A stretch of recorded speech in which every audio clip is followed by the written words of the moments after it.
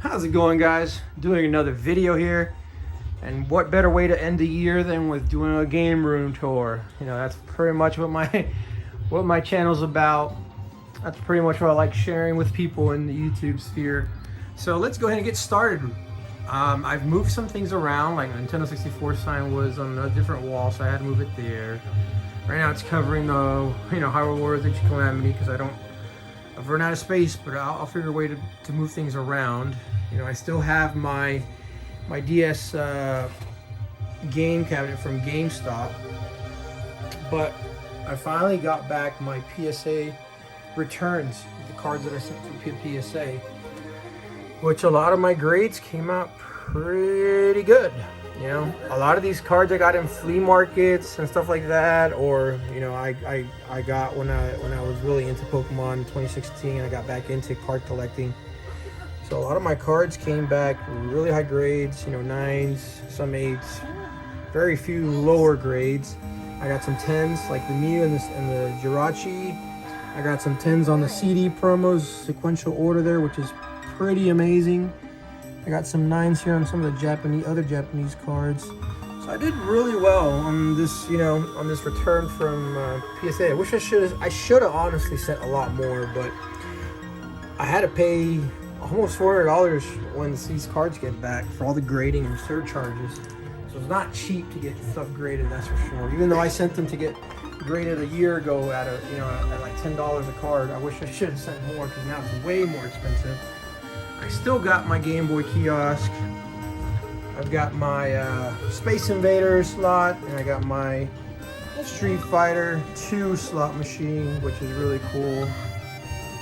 And then I still got my Snap in here. And then I got a Nintendo Neon Blue, as you guys can see there. And so I got the Trinity there now, one for each of the 3 big companies, so I'm glad to have that. The Nintendo was a really, really good deal. I got not just the Nintendo sign, but like tons of consoles and games. Like I got a black Wii. I got another GameCube. I got a 64. And I think 64. You got GameCube. Yeah, that's pretty much what I got. But tons of games. A lot of them were fluffware. Still got my play choice.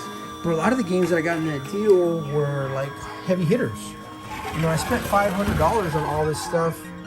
Neon alone is probably worth $500, but I got Paper Mario 1,000 Year Door, Metroid Prime. I got this finally complete in box, which I'm really happy for. And then I got, I didn't even know this, but there's Samurai Jack in there. I didn't know that was expensive of a game. Beautiful Joe. I like those games, and I didn't have them in my collection, but I'm finally to add them. Resident Evil 4 was there. Fight Night Round 2, which has actually, I didn't even realize this, it has a version of Punch-Out in it, Super Punch-Out. So I was like, I'll keep that. And then I sold a lot of the extras that I didn't need. Had Skyward Sword. Oh yeah, it had this game in there, which I wasn't even aware. Some kind of bikini zombie game. Go Vacation, and I think that was pretty much it that I kept. Oh yeah, and this was in there. And I thought, oh, this is probably like a cheap fishing game. Found out this sucker's like $150 in box. Complete in box, the game, everything's in there. I was like, who would have thought a fishing game was expensive? But then I was like, oh, it's Exceed, which is, apparently the creator of Sonic made this. So go figure, this is like one of the best fishing games ever made. But, $500, and I got all these amazing games. Oh yeah, I also got player's choice of Zelda and Mario 64, and the pins are very clean. Another Majora's Mask, which I ended up selling. So I came out really good in that $500 deal. I sold all that other stuff, and basically this is I pretty much came, net zero. I did have to drive a few hours to go make this deal, but it was cool, And then I still got my accessory cabinet from Walmart with all of the controllers up there. As you can guys see, all my sealed controllers. I got a lot of my 3DS special edition stored in here as well. Some of my gaming watches. And so I ended up finding this Super Mario Lego thing there at a store, and I thought that would be cool, so they let me take them because they were already doing the store update. Oh yeah, my son's bringing out the Wiimote. This was also in there. So not only did it have Skyward Sword, but it had the Wiimote. Unfortunately not the big box, but hey, I didn't have the Wiimote, so now I have the gold Wiimote. Pretty cool. And then, still got my Wii U, my Nintendo Power stuff. Still got my Pokemon trading card section with the games in there, with Batman protecting everything there, and all my Charizards kind of in there. I still got my Super Mario Lego little display here. There's a little battery-powered device adapter here that you turn on with a switch. Motion sensor kicks in and starts playing the video there. So I think that's pretty cool. Did a lot of work to these pinball machines. Oh my god. Color DMD.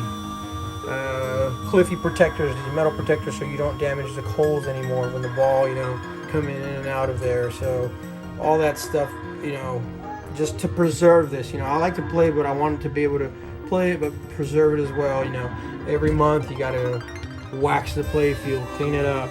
I added the light post. I added the 35th anniversary pins on some locations, as you can see.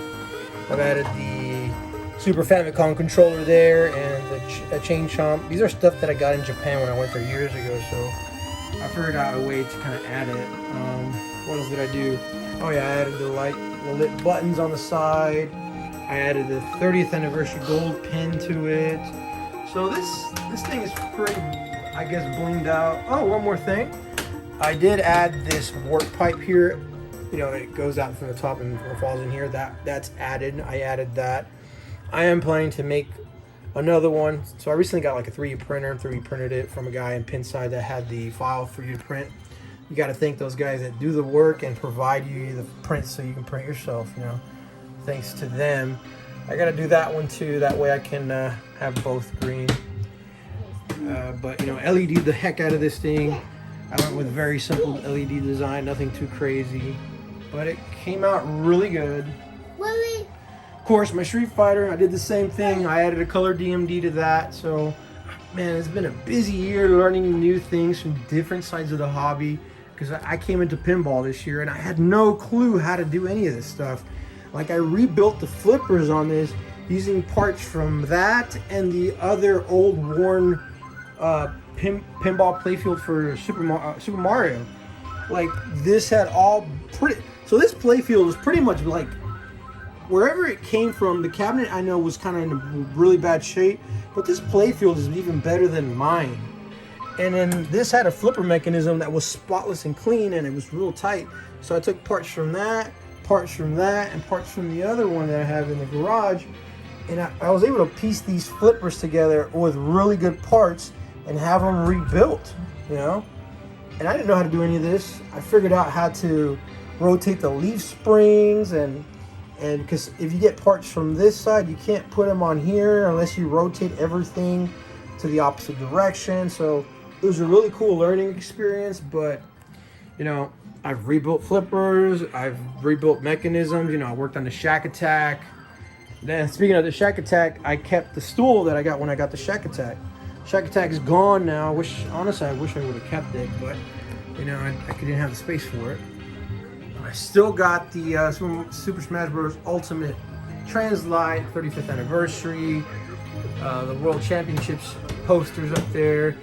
Up there's a GameStop poster, my 11x17 posters, the lenticular up there for Mario 3DS Mario Maker. I still got my Target variant Switch kiosk there, and you can see there that's the silver GameCube I got from the deal that I did. There's the black Wii that I did. Like, my son's knocking me down. I did put some kind of Nintendo logo in there. And then what did I get this year? Oh yeah, I got Shantae and the Pirates Curse. It's open box, but it's complete. And I paid like $70 for it last year, right as COVID started. $80 for now. That game is ridiculously expensive, but I got it just because it was a good deal at the time, and I wanted to get into a really good Shantae game because I wasn't big into Shantae. But I still got my Nintendo 64. My brother in the military brought these plushies back from South Korea, so I got those. Speaking of South Korea, let me go back real quick. I think I missed covering this. He came back from South Korea and brought a lot of goodies. A lot of these Japanese, Korean versions of Pokemon trading cards. And he actually found a few Japanese games while he was there.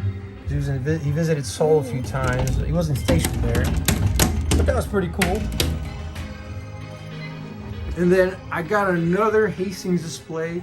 This one is different from the one that I have because it's a little bit taller. Now, when I got this one, it was in pieces. It had the topper, but no sign. The sides, but no backing, no base. And my son there, he keeps just jumping everywhere. The sides are different. A lot of stuff is different on it. The marquee is the same width, but the height's a little bit shorter. So I had to do some adjustments when I was making this sign. And then when I got the plexiglass made for it. It's only $50 to get a plexiglass made and then just print this out.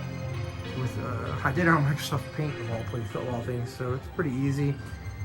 But I had a 7-foot gondola that I had to kind of retrofit to make this fit, but it worked. Somehow it worked. And I got another one with the 3DS, an amiibo. So now it looks a lot nicer, I think. It's a little bit wider. It uses a very proprietary type of shelving that you don't see too often. So I can't use standard gondola shelving on this thing because these things protrude out and it won't let you lock in the standard gondola shelving. There goes a lot of my Charizards. Like I said, I've pulled 2 more recently, so I'm happy about that. And there is my still my Nintendo DS sign, some of my Mario Kart trophies there, my Mario Kart Live stuff. I still got a lot of my Wii U stuff, open amiibos, got some stuff down there. I did get, when Fry's closed down, I did get some of their little magnet covers, so that says Nintendo there in the back. And I did get some of their wallpaper, so you can see there's wallpaper now on the back that's Nintendo themed that I put on there, specifically for gondolas. Now I recently also finally completed my cocktail machine. So I finally got the cocktail machine all done. And quite honestly, it's a great deal that I did for $250. I got cocktail machine and I believe the bar top for $250. All I had to do was a little bit of wiring, programming. Cocktail was a little bit different to program, especially because of shaders to set up for the RetroPie for this thing to work properly. So it took a little bit of learning the RetroPie because I'm not too familiar with the RetroPie, but finally got the RetroPie set up properly to do this. So there goes Turtle Times, and there's a bunch of other games in it. So I'm still not done because I need to add bezels to kind of make it look a little nicer, but pretty cool. But that's the state of the game room now. It's changed several times throughout the year, but this is how I got it now.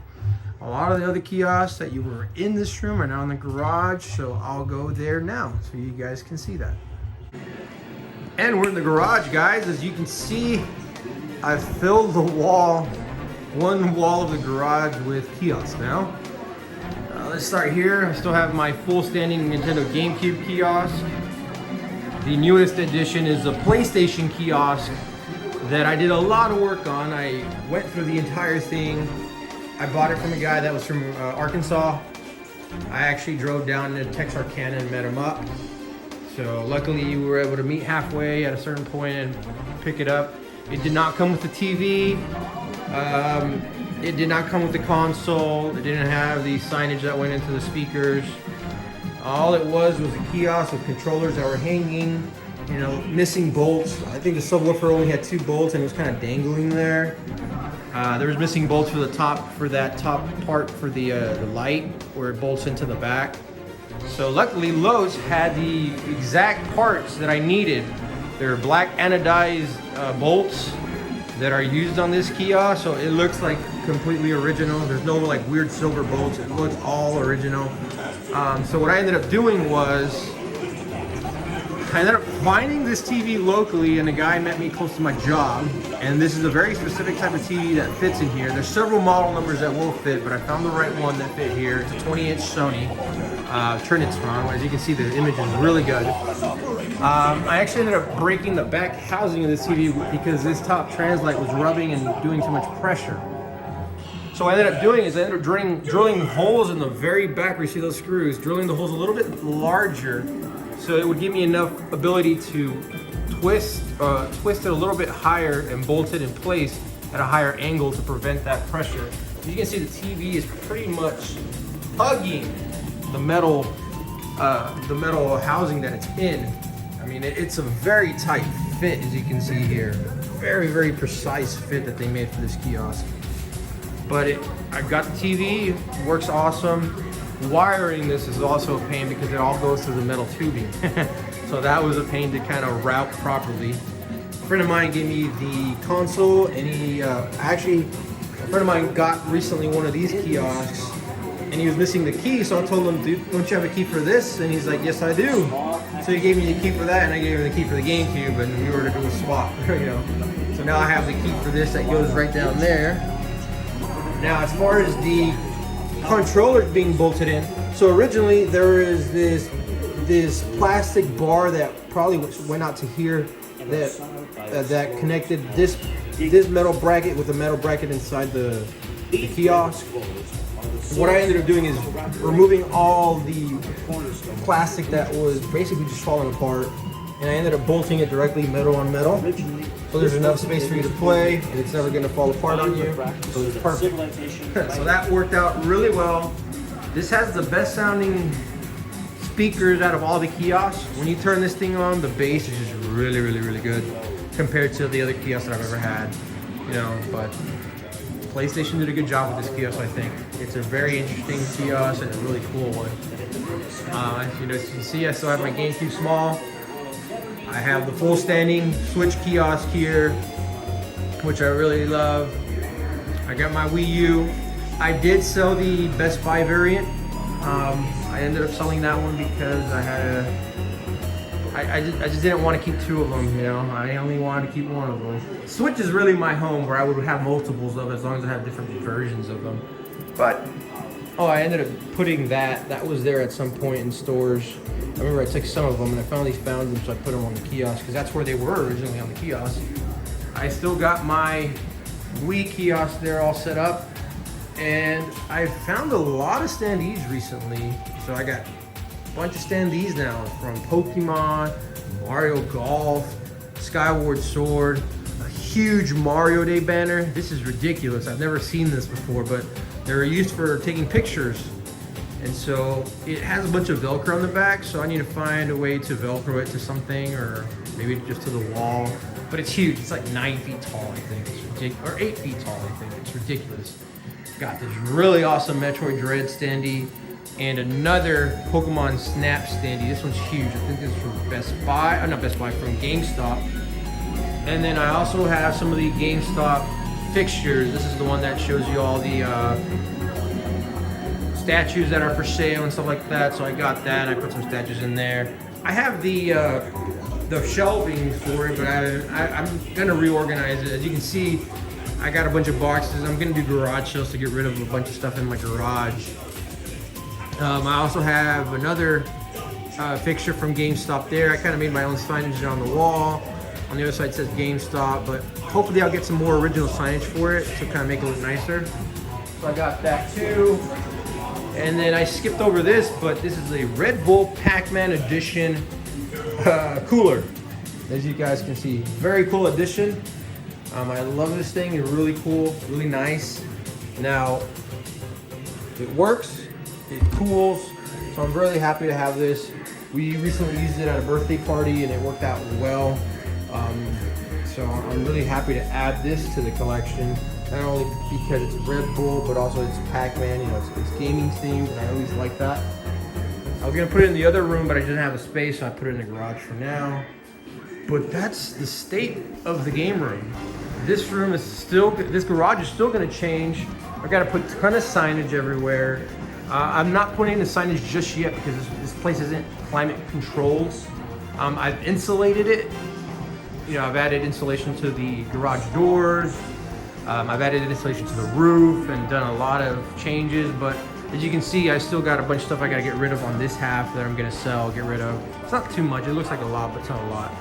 Just a bunch of garage, you know, do a garage sale, and whatever doesn't sell, then you give it away. And then I'm gonna install what's called an HVAC mini split, they call it.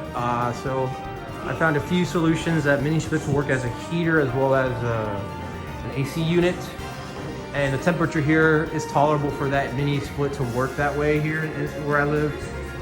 So I'm probably gonna put it on that wall. I have the HVAC system on the other side of the wall. So I'm gonna hire somebody to do that once I buy the entire system and get all that fixed. But once I get this space climate controlled, then I will really set this up a little different. I might make this more of kiosk and arcade only type thing, and I might make, you know, the inside more of the stuff that I really don't want to be out here. You know, this type of stuff is just too big to kind of have in the game room now at this point. You know, I might get more down the road. You never know. I'm always looking for other kiosks that I might not have, and I've owned several of them from Xbox to PlayStation. So, you guys out there, this is an example of what you can do out there. You know, I know this seems hard to find. This stuff seems hard to find, but it's out there. Just do a little bit of searching, and you can get good deals on this stuff. Like, I really have been getting very good deals on all the stuff that I've been finding. You know, I only really started seriously searching since I bought my house in late 2019. And since 2019, and we're now at the end of 2021, I've got so many things. So do your searching and you'll find this stuff out there to kind of make your game room. Now, you don't have to go all out like I do, but you can still find that one holy grail item for yourself. Like if you're into GameCube or Wii or Wii U, or whichever system you're really into, you can probably find that kiosk at some point. If you do enough searching. Now, you might have to kind of search out of your boundaries and do a little traveling, but if you do, you'll be surprised that you'll find very, very, very cool stuff. But that's the end of the game room tour, guys. I hope you guys enjoyed. Have a wonderful end of the year, and we'll see you guys next year.